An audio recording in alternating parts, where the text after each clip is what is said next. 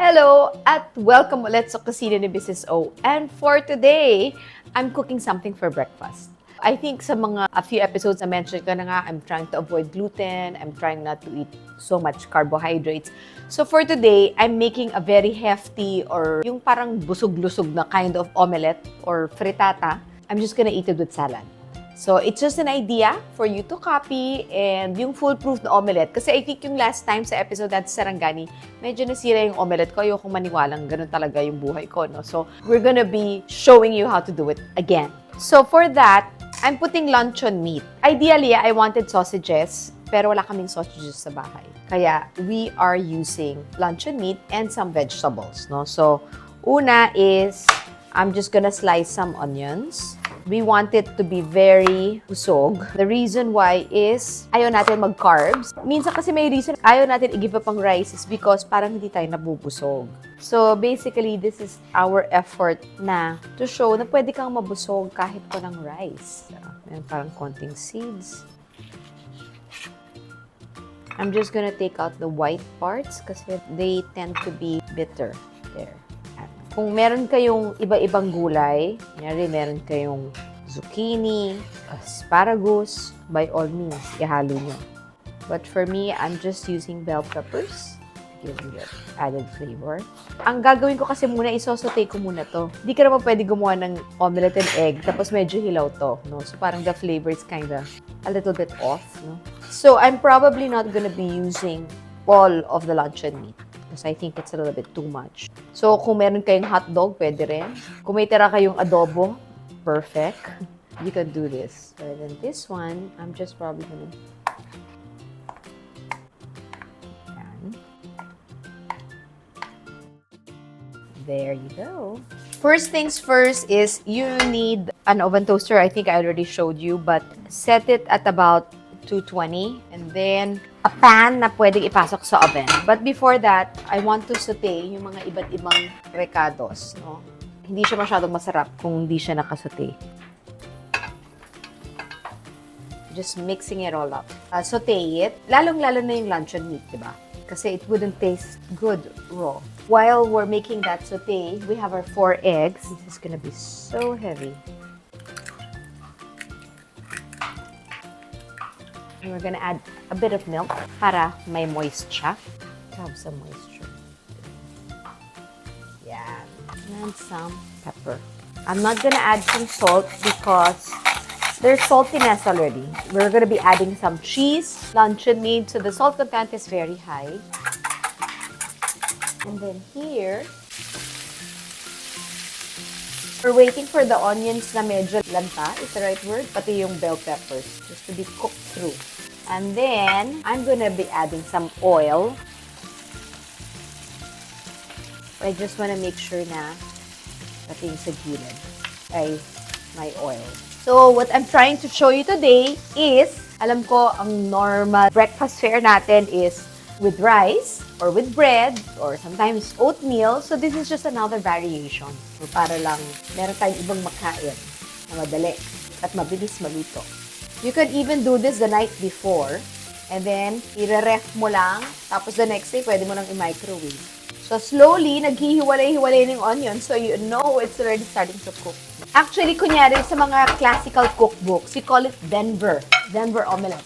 But Denver omelette is actually cheese, bell peppers, onions, and ham. So, I'm using luncheon meat, not because I want to be different, kasi wala nga akong ham. Hindi naman talaga ako maham. Hindi kami nagsastock talaga sa house. So, we get a lot of ham. If it's Christmas, I like Christmas ham. So, normally, it's not something we have in our refrigerator or freezer. I like sausages. Normally, meron akong laman ng sausages talaga sa aming freezer. Okay, so medyo naluluto na siya. So, I'm just gonna leave it in the pan here. Put it in low fire, and I'm gonna start cooking our eggs. Yung bell peppers pala, okay lang red, okay lang green, okay lang yellow kung may budget. Yellow tends to be more expensive. I don't know why. You can even add zucchini. But you don't want to add vegetables na sobrang taas ang water content, meaning pinagtutubig. So if you will add mushrooms here, you better cook the mushrooms ahead para to make sure yung liquid hindi masyadong mag-mix with the omelette or else papalpak. Spinach din, saute mo muna. So, we are just trying to the sides para it becomes really fluffy. And we're gonna add a little bit of this. Not a little bit, a lot.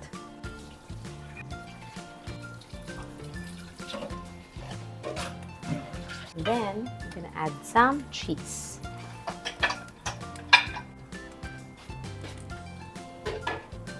Leave it there. Hugas ka ng plato, gumawa ng kape, ready na yan.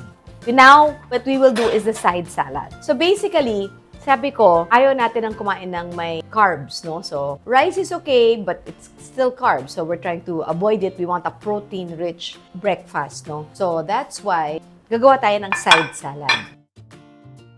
So, I'm just gonna make a salad like a breakfast salad. Kung ano man yung salad dressing na meron ka on stock.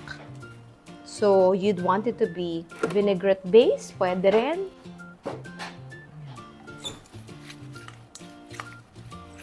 Yan. Nagpa-fluffy na siya. Ayan o. See? Not yet quite there, but we want to cook it through. Probably another 3 minutes. So, right now, it's just there for like 2 minutes. So, I would assume 5 to 7 minutes. It's just cooking it in the oven. So, from here, actually, pwede mo na nga siyang ilagay sa ref. Pwede mo gawin the night before. Sorry, maingay yung aso ko. Govi! Ayan, look at this. Ayan.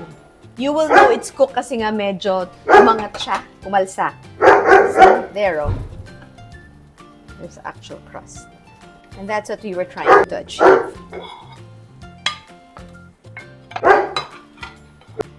See?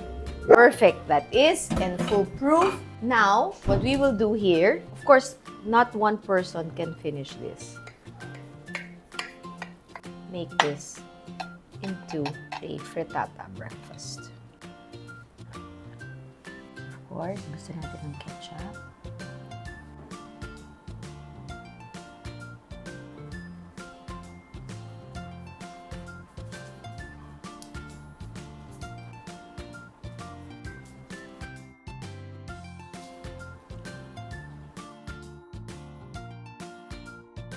And here you go. This is our carbo-free, carbohydrates-free breakfast. This is actually luncheon meat with bell peppers, frittata or tortilla, torta, or omelette, whatever you may call it, with some salad with Caesar dressing or any dressing that you want. But I just wanted to share na pwede tayong walang carbs for breakfast. It's hefty and it's tasty. So, enjoy for another breakfast idea. So, sana ulitin nito ito sa inyong mga bahay. Thank you for watching Kusina ni Mrs. O. Papataste natin sa taste tester. Bye!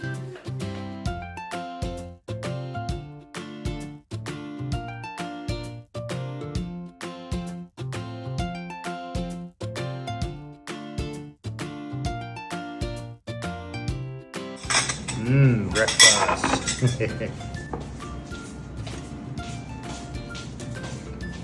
Type 1.